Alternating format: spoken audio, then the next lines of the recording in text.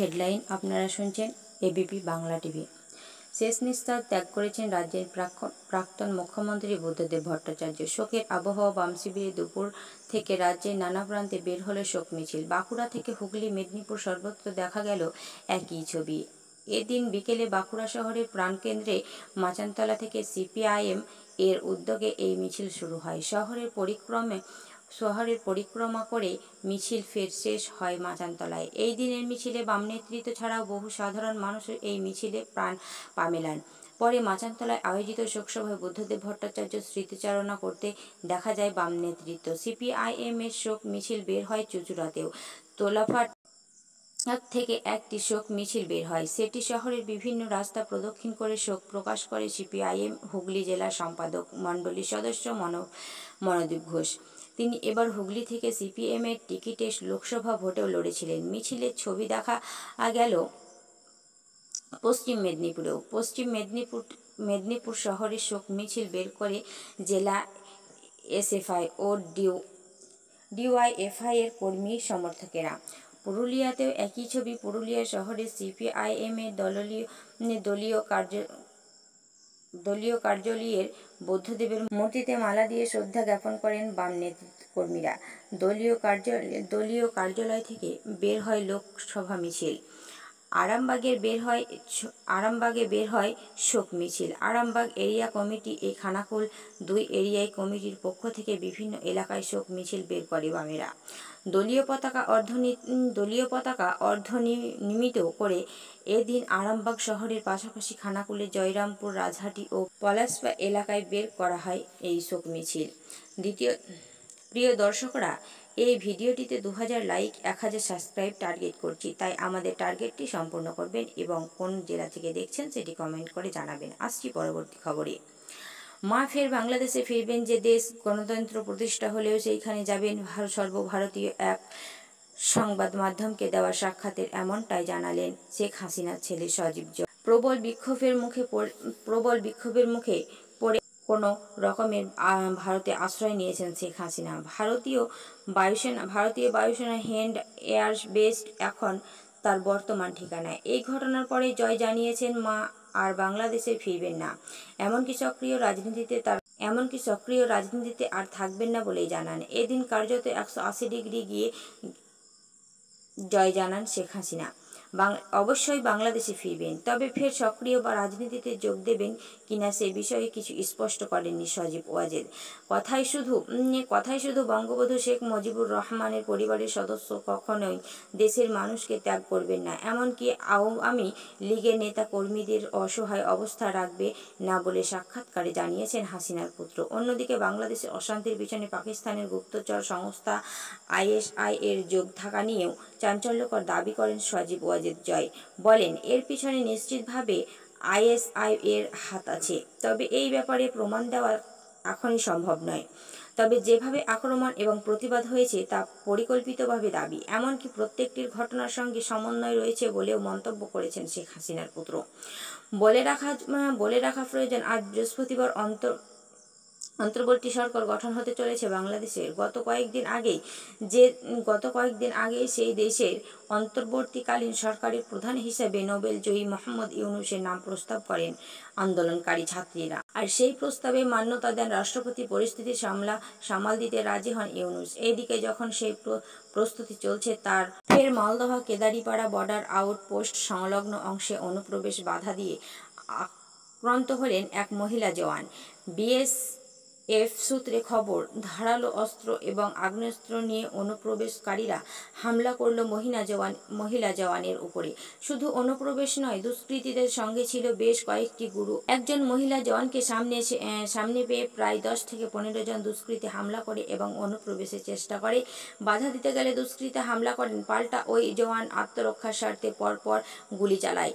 পুরুষ প্রবেশকারীদের দিক থেকেও গুলি চলেছে বলে বিএসএফ সূত্রে জানা গিয়েছে। গুলির আওয়াজ শুনে সীমান্ত প্রহাবর্ত অন্যরা জওয়ানরা ছুটে এলে দুষ্কৃতীরা পালিয়ে যায় বাংলাদেশের দিকে। বাংলাদেশের অস্থির পরিস্থিতির মধ্যে সীমান্ত বিভিন্ন অংশ থেকে অনুপ্রবেশ চেষ্টা করেছেন দুষ্কৃতীরা। বারবার জওয়ানরা অস্ত্র হাতে থাকা দুষ্কৃতীদের হাতে হামলা শিকার হয়েছেন।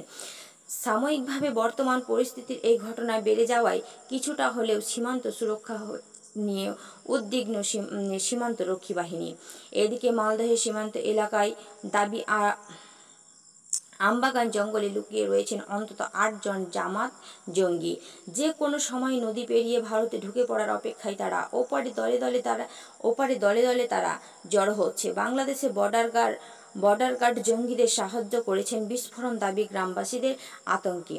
তারা রাত জাগছেন, গ্রাম পাহারা দিচ্ছেন। এত মহিলা বলেন, আমাদের এইখানে কাটা তার নেই, বিএসএফ ভালো পাহারা দিচ্ছেন, কিন্তু রাত হলে সাঁতরে ঢুকে যাবে সহজে। এর মধ্যে ৭ থেকে ৮ জন সাঁতরে ঢুকে পড়েছে ভারতে। আমবাগানে লুকিয়ে রয়েছে ওরা। আমরা খবর পেয়েছি জঙ্গিরা ঢুকে যেতে পারে। আরেক মহিলাও বলেন সে কথা। তিনি বলেন, বিএসএফ তো সব সময় পাহারা দিতে পারছেন না, ফাঁক থাকলে সাঁতরে ঢুকে পড়ছে। আমরা ভয়েই রয়েছি। গ্রামের একটা বয়স্ক ব্যক্তি বলেন, এমনি এক এলাকা থেকে প্রচণ্ড গরু পাচার হচ্ছে, সঙ্গে আরও কি যে পাচার হচ্ছে কি বলবো।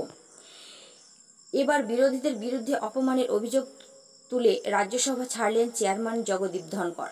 ছলছল চোখে কান্না ধরা গলায় ধনকর বললেন, আমাকে নয়, রাজ্যসভার চেয়ারম্যানের আসনকে অপমান করছেন বিরোধীরা। বোঝানো হচ্ছে যে আমি এই আসনের যোগ্য নয়। কার্যত একরাশ অভিমান নিয়ে কোনো মতে নিজের বক্তব্য রেখে চেয়ার ছেড়ে উঠে গেলেন দেশের উপরাষ্ট্রপতি। প্যারিস অলিম্পিক থেকে বিকৃতভাবে ভিনিস ফোগারের বাদ পড়ার ঘটনায় সংসদে সরব হয়েছে বিরোধী শিবির। নৈপথ্যে গভীর ষড়যন্ত্র থাকতে পারে অনুমান করে বিরোধীদের বিক্ষোভে উত্তাল হয়ে উঠেছেন সংসদ। বৃহস্পতিবার ও তার ব্যতিক্রম ছিল না।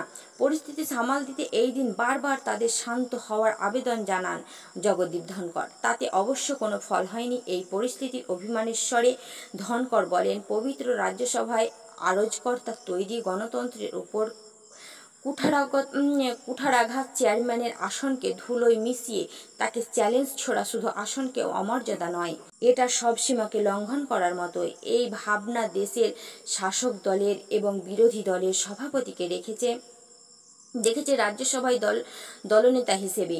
তবে সংসদের অন্তরে এ বাইরে সাম্প্রতিক সময়ে আমি যা দেখেছি তা অন্তত অপমানজনক। সংবাদপত্রকে দেওয়ার সাক্ষাৎকারে বিরোধী দল নেতা কিভাবে আমাকে অপমান করেছেন তা আমি দেখেছি। এটা শুধু আমাকে নয়, এই চেয়ারকে অপমান করা হচ্ছে। ওদের বক্তব্য যে ব্যক্তি এই আসনে বসেছিলেন তিনি যেন যোগ্য নন। সহযোগিতা যতটা প্রয়োজন ছিল আমি তা পাইনি, তবে আমার চেষ্টার কোনো ত্রুটি রাখিনি। কথা বলতে বলতে চোখে জল চলে আসে উপরাষ্ট্রপতির। এদিকে জগদীপ ধনকরের এই মন্তব্যের সময় হাসতে দেখা যায় কংগ্রেস সাংসদ জয়রাম রমেশকে। পাল্টা ধনকর বলেন, মিস্টার জয়রাম হাসবেন না, আমি আমাদের চরিত্র জানি, আমার কাছে এটাই বিকল্প। এখানে অনেক বরিষ্ঠ নেতৃত্ব রয়েছে, আমি তাদের সম্মান করি। ওনারা আমার চেয়ারের রাজনীতি বেশি দেখেছেন। আমি আমার শপথ থেকে পালিয়ে যাচ্ছি না। তবে আজ যে ব্যবহার বিরোধীদের তরফে করা হচ্ছে তাতে কিছু সময়ের জন্য হলেও আমি এই আসনে বসার শক্তি পাচ্ছি না। অন্তত দুঃখী মনে নিয়ে আমি আপাতত এই আসন থেকে উঠে যেতে চাইছি বলেই চেয়ার ছাড়লেন তিনি। উল্লেখ্য, এই দিন সংসদ অধিবেশনের শুরু হতে রাজ্যসভার ভিনেস ফোগারেট বিষয়ে আলোচনার দাবি জানালেন বিরোধী দলনেতা মল্লিকার্জুন খাড়গে। তবে চেয়ারম্যান তাকে অনুমতি দিলেন। এরপর তৃণমূল সাংসদ রেকর্ড ও ব্রায়েন এই বিষয়ে বক্তব্য পেশ করতে গেলে তাকে রীতিমতো সতর্ক বার্তা দেন তিনি। বলেন, দ্বিতীয়বার তিনি যদি এই ধরনের আচরণ করেন তবে তাকে রাজ্যসভা থেকে বের করে দেওয়া হবে। এই ঘটনার পর রীতিমতো হইচই শুরু করেন বিরোধীরা। স্লোগানও দিতে দেখা যায় তাকে। এই ঘটনাতেই অপমানিত হয়ে আসন ছাড়লেন অভিমানী ধনকর। ময়নাগুড়ির প্রত্যন্ত গ্রাম কলোনি এলাকা, সেইখান থেকে অনেকটা দূর থানা গ্রামে জঙ্গলে ধারে টানতে টানতে নিয়ে যাওয়া হয়েছিল তার বাবাকে। বাড়ির বেড়া ভেঙে ঢুকেছিল বাবাকে ঘর থেকে হিচড়াতে নিয়ে যাচ্ছিলে। গ্রামের কয়েকজন গালি দিচ্ছিল। মা অঝরে কাঁদছেন, বাধা দেওয়ার মতো শক্তি ছিল না কারোর। স্কুলে পড়ে বাচ্চাটা বয়স বড় জোর 10। বাবাকে এইভাবেই নিয়ে যেতে দেখেন দুষ্কৃতীদের পিছু নিয়েছিলেন এলাকায়। দূর থেকে দেখে বাবাকে গাছে বাঁধছে ওরা, তারপর বেধড়ক পেটাচ্ছে, কি যেন একটা অস্ত্র দিয়ে কোপাচ্ছে। দৌড় শুরু করছিলেন ওই 10 বছরের শিশুটা। 30 মিনিট দৌড়ায়, গ্রামের লোকেদের জিজ্ঞাসা করতে করতে পৌঁছে যায় থানায়। তারপর একেবারে পুলিশ কাকুকে সঙ্গে নিয়ে অকুস্থলে ততক্ষণে গাছে বাঁধা অবস্থাতেই হেলে পড়েছেন বাবা। রক্তাক্ত ক্ষতবিক্ষত শরীর। 30 মিনিট দৌড়ে থানায় গিয়েও বাবাকে বাঁচাতে পারলেন না জলপাইগুড়ির ময়নাগুড়ি নিহত কংগ্রেস কর্মী মানিক রায়ের ছেলে। গতকাল রাতে ময়নাগুড়িতে একটা মর্মান্তিক ঘটনা ঘটে। বাড়ি থেকে তুলে নিয়ে মানিক রায় নামে এক কংগ্রেস কর্মীকে পিটিয়ে খুনের অভিযোগ করে জানা গিয়েছে। 2019 সালের একটি পুরনো বিবাদের জেরে এই ঘটনা। 5 বছর ধরে সপরিবারের ঘর ছাড়া ছিলেন মানিক। পরিবারে রবিবার দলের সাহায্যে বাড়ি ফেরেন, তারপর থেকে তাকে হুমকি দেওয়া হচ্ছিল বলে অভিযোগ। পরিবারের দাবি, যারা অভিযুক্ত সকলে তৃণমূল কর্মী। বুধবার রাতে মানিককে বাড়ি থেকে তুলে নিয়ে গিয়ে বেঁধে পিটিয়ে খুন করা হয় বলে অভিযোগ। ঘটনার একমাত্র প্রত্যক্ষদর্শী মানিকের নাবালক ছেলে বলে, আমরা তখন ঘরে ছিলাম। ওরা প্রথমে বাইরে থেকে ঢিল মারতে শুরু করে। ওরা বলছিল বেরা বেরা, আমরা বেরোইনি। ওরা বেড়া ভেঙে ঘরে ঢুকে বাবাকে টেনে বাইরে নিয়ে যায়। বাবাকে গাছে বেঁধে ওরা ভীষণ মারছিল। আমি দূর থেকে দেখেই দৌড়ে থানায় যাই। তারপর পুলিশ আমাকে গাড়িতে নিয়ে আসে। 30 মিনিট দৌড়েছিলাম। নিহতের স্ত্রী বলেন, তৃণমূলের লোকেরা ওর নামে নারী নির্যাতনের মিথ্যা অভিযোগ করেছিল। 5 বছর আমরা বাড়ি থেকে শিলিগুড়িতে ছিলাম। রবিবার বাড়িতে ফিরে আসি। এরপর বাপ্পা রায়, অমল দাস ওরা আবার এলো আমাদের বাড়িতে। ওরা এসে বলে, তোকে আজ ডিজেল দিয়ে পোড়াবো। গাছে বেঁধে মারে, অস্ত্র দিয়ে মাথায় কোপায়। এই গোটা ঘটনা রাজ্য জুড়ে শোরগোল। এখনো পর্যন্ত 5 জনকে গ্রেপ্তার করা হয়েছে। 11 জনের বিরুদ্ধে এফআইআর দায়ের করা হয়েছে। বাকিদের বিরুদ্ধে খোঁজ চলছে। এখন শুনবেন আবহাওয়ার খবর। অতি ভারী বৃষ্টি সতর্কতা উত্তরবঙ্গে।